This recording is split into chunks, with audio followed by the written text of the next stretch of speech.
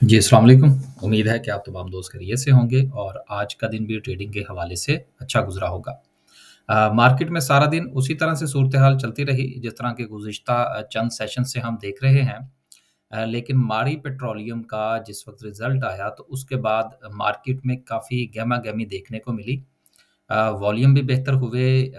उसके साथ एक चीज़ और जो था जिसको हम लोग कहते हैं सेक्टर स्विचिंग के बहुत सारे जो ट्रेडर्स हैं उन्होंने दीगर सेक्टर में से अपना पैसा निकाला और उसको ऑयल एंड गैस में इंजेक्ट करने की कोशिश की।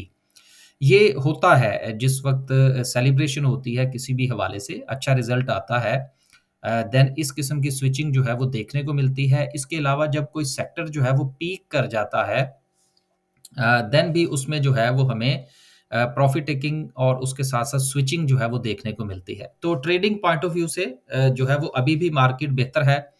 आप ट्रेड कीजिए और ट्रेड जो है वो स्टॉप लॉस के साथ लीजिए ताकि आने वाले दिनों में जो भी मार्केट का उतार-चढ़ाव है उसको आप बर्दाश्त कर सकें। आज रिज़ल्ट का बहुत अच्छा असर रहा। इंशाल्लाह आगे चल के डिस्कस करते हैं। कुछ खबरें हैं ऑयल ऑयल एंड गैस के हवाले से है, ख़ास तौर पर जो ऑयल की प्राइसेज़ हैं इंटरनेशनली, उस पर भी इंशाल्लाह बात करने की कोशिश करेंगे। 750 पॉइंट्स आज मार्केट ने डाले जिसमें सारा का सारा किरदार जो है वो ऑयल एंड गैस सेक्टर का रहा। 750 पॉइंट्स के इज़ाफ़े के साथ अगर हम सर्किट ब्रेकर की बात करें तो माशाल्लाह से आज भी 21 कंपनियाँ जो हैं वो आपको अपर कैप में नज़र आ रही हैं जिसमें रोशन पैकेजेज़ एक बार फिर हुआ। इसके हवाले से कल भी बात हो चुकी। माड़ी पेट्रोलियम का सबसे ज़्यादा किरदार रहा और जो इंजेक्ट हुए हैं पॉइंट्स और वॉल्यूम उसमें भी माड़ी पेट्रोलियम ही शामिल है। इसका जो रिज़ल्ट है इसको भी इंशाल्लाह डिस्कस कर ही लेते हैं साथ कि इसकी अनाउंसमेंट में अगर हम देखें तो एक तो था फर्स्ट हबीब मुदारबा का जिसकी ₹6.23 की अर्निंग आई और ₹2.10 का डिविडेंड था। माड़ी पेट्रोलियम का ₹134 का डिविडेंड है। अब देखिए डिविडेंड जो है वो इतना सिग्निफिकेंट नहीं है। सिग्निफिकेंट जो है ये 800% का बोनस है। अब इसका मतलब क्या है? इसका मतलब ये है कि कैपो कैप कि अब ये शेयर जो है ये कल अपर कैप पर खुलेगा। अब बहुत सारे दोस्त जो हैं वो इसको खरीदने की कोशिश करेंगे और फिर वो पूछेंगे जी कि ये मिल नहीं रहा तो कैसे खरीदना है? तो इसका सबसे आसान तरीकाकार ये है कि कल सुबह जो है वो 9:15 पर अपना ऑर्डर प्लेस कीजिए, तो उसमें चांसेस हैं कि जिस वक़्त कोई थोड़ा बहुत इसमें ट्रेडिंग हो तो देन आपको ये शेयर मिल जाए। तो 800% है, तो अब देखिए इसको कितने लॉक लगते हैं। एप्रोक्सिमेटली जो है वो 2-3 लॉक्स जो हैं वो तो मिलने चाहिए इसको। देन अगेन फिर मार्केट का जो सेंटीमेंट है वो डिसाइड करेगा क्या है कि इसको मज़ीद कितना ऊपर जाना है। फिर उसके बाद जिस वक़्त ये एक्स होगा और एक्स होने के बाद जिस वक़्त इसका अगला यानी कि पहले क्वार्टर का रिज़ल्ट आएगा, अब ये बात मैं पूरी तफ़सील के साथ जो है वो माड़ी पेट्रोलियम के हवाले से इसलिए कर रहा हूँ ताकि अगर आप इसको सोच रहे हैं कि जी मैंने इसको लेकर ही रख छोड़ना है, तो उस हवाले से ज़रा इसको ज़रूर ज़हन में रखिएगा कि 800% का बोनस है। आप इसको यूँ ही समझ लीजिए कि मामलात जो हैं वो बहुत आगे जाने वाले हैं इसके, शेयर्स की जो तादाद है वो बहुत बढ़ जाएगी। अब जिस वक़्त ये शेयर एक्स होगा, एक्स होने के बाद जब इस कंपनी का नेक्स्ट क्वार्टर का रिज़ल्ट आएगा, तो उस क्वार्टर का पहले क्वार्टर का जो रिज़ल्ट है, वो डिसाइड करेगा कि आया कि कंपनी की ईपीएस ने कितनी इम्प्रूवमेंट दिखाई अपने शेयर्स की तादाद को बढ़ाने के बाद। ये फंडामेंटल्स जो होते हैं, उनको हम इसी पॉइंट ऑफ व्यू से कैलकुलेट कर रहे होते हैं कि अगर एक कंपनी जो है वो बोनसेस दे रही है या डिविडेंड्स दे रही है, तो उसके बाद क्या उसकी जो ईपीएस है वो सस्टेन कर पाती है या नहीं? ये एक बड़ा अहम सवाल होता है। लिहाज़ा उम्मीद है कि इसको बाइंग के हवाले से और इसको लॉन्ग टर्म के हवाले से जो सारी बात है वो आज मैंने कर दी है ताकि अगर आप माड़ी पेट्रोलियम में इंटरेस्टेड हैं, तो आपको पता चल सके कि आइंदा आपने किस तरीके से इस शेयर के साथ चलना है। अब डिसीजन आपका अपना होगा, हमारी तरफ से कोई रिकमेंडेशन नहीं है, ना बाय की, ना सेल की। सिर्फ़ आपको बता दिया है कि किस तरह से कैलकुलेशन हो, तो देन आपने देखना है कि क्या ये शेयर आपके लिए बेहतर है या नहीं। मार्केट में इतनी कंपनियाँ हैं, तो हर कंपनी हर बंदे के लिए नहीं होती। हर बंदे का अपना मिज़ाज होता है। तो आप प्लीज़ इसको ज़रा देख लीजिएगा क्योंकि इसके लिए कुछ सवाल जो थे वो व्हाट्सएप आ चुके थे और कुछ जो है वो यकीनन अब पूछे जाएँगे तो तमाम सवालों का जवाब जो है वो आज इसमें दे दिया गया। वापस चलते हैं जी। लोअर कैप की बात करें तो लोअर कैप में कोई काबिल ज़िक्र कंपनी जो है वो फ़िलहाल नज़र नहीं आ रही। देन अगर हम देखें तो माशाल्लाह से सिलसिला जो है वो फर्टिलाइज़र सेक्टर से शुरू हुआ था और फिर उसके बाद जो है वो चलता-चलता पूरी मार्केट को लपेट में ले गया।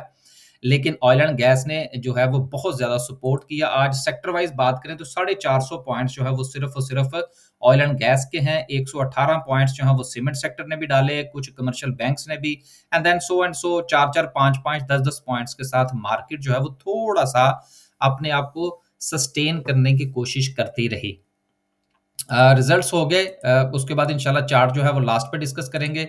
अगली खबर जो है वो आईएमएफ के हवाले से है कि आईएमएफ ने जो पाकिस्तान ने ये रिक्वेस्ट की थी कि जी स्टेशनरी के ऊपर जो टैक्स की एग्ज़म्पशन है वो दे दी जाए, उसको रिजेक्ट कर दिया गया है। क्योंकि देखिए आईएमएफ को अगर आप कहते हैं जी कि फलाँ जो आइटम है उस पर हम टैक्स नहीं लगाना चाहते, तो फिर आपको उसका कोई ना कोई अल्टरनेट देना होता है। तो चूँकि हमारे पास अल्टरनेट तो है नहीं, तो फिर जो टैक्स इकट्ठा करना है उसके हवाले से यकीनन जो डिसीजन हो चुके हैं उन्हीं को फॉलो करना पड़ेगा। अगली खबर जो है वो पीएसएक्स ने 7 कंपनियाँ ऐसी हैं जिनकी ट्रेडिंग जो है वो सस्पेंड कर दी है।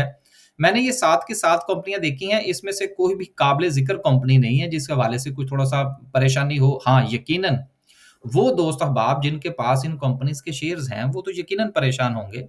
लेकिन चूँकि हमने कभी इन कंपनीज़ में काम नहीं किया तो इसलिए जो है वो हमारे लिए ये थोड़ा-सा अननोन है। यकीनन बहुत सारी कंपनीज़ जो हैं वो हमारी नज़र में अननोन होती हैं क्योंकि हमने ज़्यादातर काम करना होता है।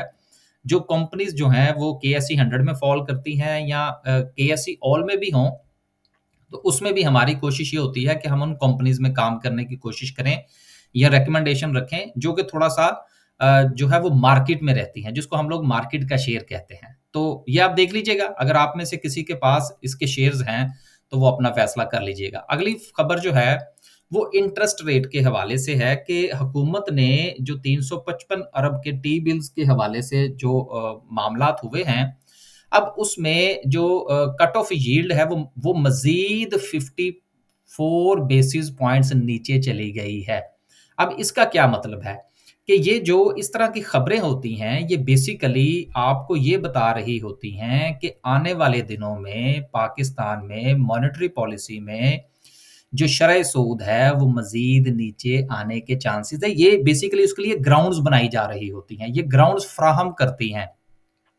और जो इन्वेस्टर का जो माइंड है वो भी इसी तरह से ही तब्दील होता है। जिस तरह से आप यूँ समझ लीजिए, माफ़ कीजिएगा, कि अगर इंटरेस्ट रेट ऊपर जा रहा हो, तो देन आहिस्ता-आहिस्ता जो माइंड मेकिंग होती है, उसी के साथ-साथ जो इन्वेस्टर है वो अपना जो डिसीज़न है वो भी तब्दील करता है। अपनी जो स्ट्रैटेजी है उसको बदलने की कोशिश करता है अकॉर्डिंग टू इंटरेस्ट रेट कि मनी मार्केट में रहना है, यहाँ के स्टॉक मार्केट में जाना है या प्रॉपर्टी में जाना है।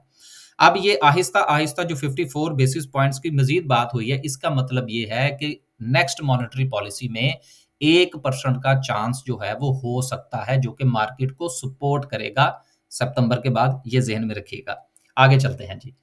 आगे चलते हैं और अगली खबर जो है वो अपना माइक्रो फाइनेंस बैंक के हवाले से है। इन्होंने अपना ऑथराइज़्ड कैपिटल बढ़ाने के लिए जो है इनका जो है वो मामला हो गया, अप्रूवल हो गई है। तो ये भी जो है वो आप देख लीजिएगा। आगे चलते हैं, अगली खबर जो सबसे अहम है, उसके ऊपर मैंने इसलिए ज़्यादा तवज्जो नहीं दी कि वो कोई इतनी ख़ास खबर नहीं थी। खबर ये है बेसिकली कि आइंदा माली साल महँगाई की शरह जो है, वो 5 से 7% तक लाएँगे। अब बेसिकली ये सारी की सारी तैयारियाँ जो हैं, ये अगले 1 से 2 साल में कोशिश ये हो रही है कि पाकिस्तान का जो इंटरेस्ट रेट है, उसको सिंगल डिजिट में लाया जाए।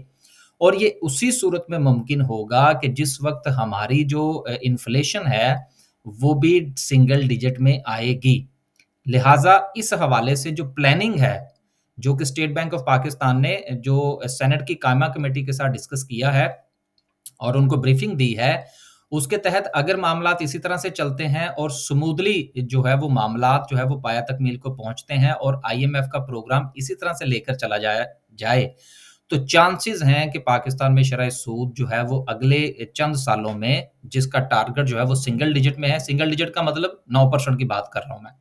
तो उसके चांसेस बन सकते हैं, लेकिन अभी ये सफ़र बहुत लंबा है। अभी दरमियान में बहुत सारे मामलात जो हैं, वो पाकिस्तान को डिस्टर्ब कर सकते हैं। लेकिन इसके साथ एक ऐसी खबर जो कि इंटरनेशनली अगर हम बात करेंगे तो यकीनन वो एक ज़ाहिर-सी बात है, दुनिया में जंग की बात हो रही है और इसके अलावा जो चाइना की जो शर-ए-नमू है, उस पर भी थोड़ा-सा जो है वो तहफ़्फ़ुज़ात का इज़हार किया जा रहा है कि ऑयल की जो डिमांड है, वो आने वाले दिनों में कम हो सकती है। यही वजह है कि जो क्रूड ऑयल है, वो हमें नीचे आता हुआ नज़र आ रहा है। अब इसकी 2 चीज़ें हैं। नंबर 1 अगर हम इंटरनेशनली देखेंगे, तो हमें ये यकीनन होगा कि जी हालात जो हैं वो बड़े ख़राब हैं। लेकिन पाकिस्तान जैसे ममालिक जो कि ऑयल इम्पोर्टेड कंट्रीज़ में शामिल होते हैं, उनके लिए ये थोड़ा-सा ब्रीथिंग स्पेस बनती है और हमारा जो ऑयल की जो इम्पोर्ट है, जिस तरह से कि ये अभी मैंने जो खबर पढ़ी स्टेट बैंक के हवाले से,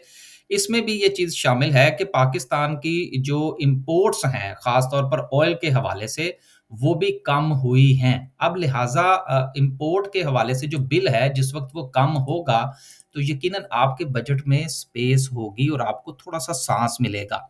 तो ये इंटरनेशनली ठीक है, बातें अपनी जगह पर मौजूद हैं, लेकिन पाकिस्तान के लिए ये थोड़ी-सी पॉज़िटिव न्यूज़ है कि जो ऑयल है, वो 75 पर ट्रेड कर रहा है और इसके मज़ीद चांसेज़ हैं कि ये इससे नीचे चला जाए। आखिर में जो है वो हमारा जो व्हाट्सएप ग्रुप है, उसमें हमारी कोशिश होती है कि जो चार्ट्स हैं वो दोस्तों के साथ शेयर किए जाएँ। सुबह के वक़्त हमने ये चार्ट शेयर किया देन इसके साथ गुज़रते हुए वक़्त के साथ जो था, वो हम बताते रहे कि जो मार्केट है वो किस तरह से ब्रेकआउट दे सकती है और उसके चांसेज़ हैं। देन जो था वो फिर थोड़ा-सा ब्रेकआउट हमें देखने को मिला और वो ब्रेकआउट जो है वो फिर थोड़ा-सा सस्टेन भी किया।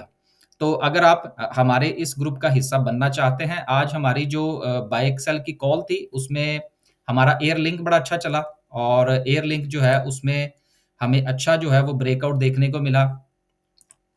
उसमें जो हमारा टारगेट था, वो 119 का था और 119 जो है वो आज हमारा एग्ज़ीक्यूट हो गया।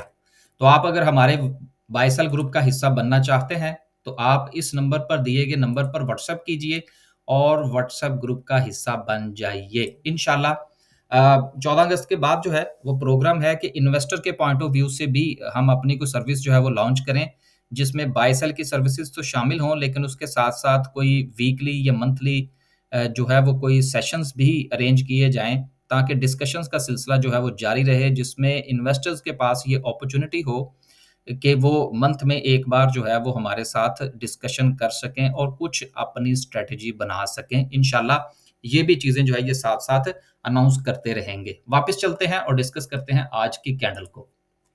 कैंडल के हवाले से जो कल हमने बात की थी पहले उसको ज़रा देख लें कि जिस चीज़ की तरफ हमारा इशारा था, 2 चीज़ें थी। नंबर 1 कि इस वक़्त मार्केट के पास जो रेज़िस्टेंस है, वो कल हमने डिस्कस किया था कि रफ़ली 78 की है और मार्केट के पास जो सपोर्ट है वो 77 की है और 76 का लेवल जो है वो मार्केट का ब्रेक इवन लेवल होगा कि अगर मार्केट उससे नीचे जाती है तो मार्केट नेगेटिविटी का शिकार हो जाएगी। लेकिन जब तक मार्केट इससे ऊपर ट्रेड कर रही है, चांसेस हैं कि मार्केट जो है वो हमें कोई ब्रेकआउट देकर ऊपर की जानिब मूव कर सकती है। तो आज बहरहाल एक वक़्ती तौर पर जो है वो मार्केट को सपोर्ट तो मिली है।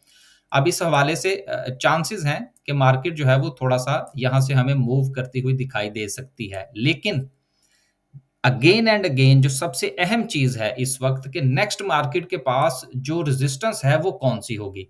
नेक्स्ट मार्केट के पास जो रेज़िस्टेंस है वो 78,500 का अगेन एक साइकोलॉजिकल लेवल है। आप ये देखिए कि जिस तरह से मार्केट जो है वो सीढ़ियाँ जो है वो लोअर लोज़ बनाती हुई आई है। अभी मार्केट ने अपना ब्रेक इवन बनाया है।